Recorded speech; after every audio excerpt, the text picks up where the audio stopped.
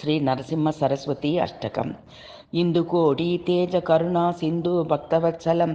नंदनात्रि सुनुदत्त इंद्राक्ष श्री गुरुम गंडमाल्यक्षदाति वृंददेव वंदितं वंदयामि नरसिंह सरस्वती सबहिमां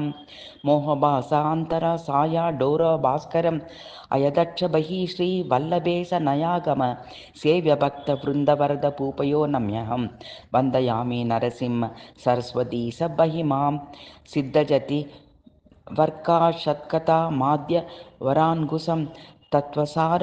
सोपितात्मा तत्सरेय वल्लभम् उत्तमावतार बुद्धं कार्तृभक्तवत्सलं वन्दयामि नरसिंह सरस्वती सबाहिमां व्योमवायुतेज आप भूमि कर्तुं मीचवरं क्रामकोतमोहराहित सोमसूर्य लोसनां कामदात दादुर्भक्त कामधेनु श्रीगुरु वन्दयामि नरसिंह सरस्वती सबाहिमां पुंडरीकायादक्ष कुंडलेन्दु देशासं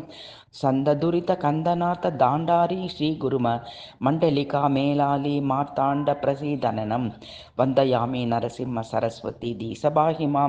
वेददास्त्रदुल्यपद आदिमूर्तिं श्री गुरु नाथबिंदु कालादित कल्पपद सेव्ययं सेव्य भक्त वृंद वरद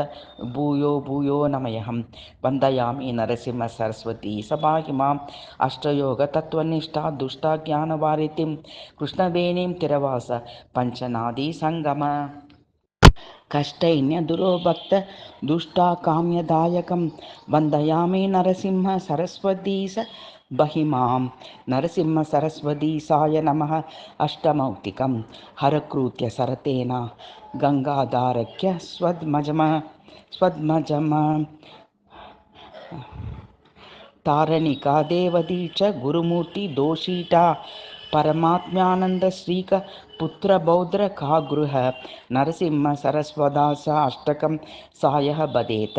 कोरा संसार सिधुं तारण्याख्य साधनं साराज्ञान दोष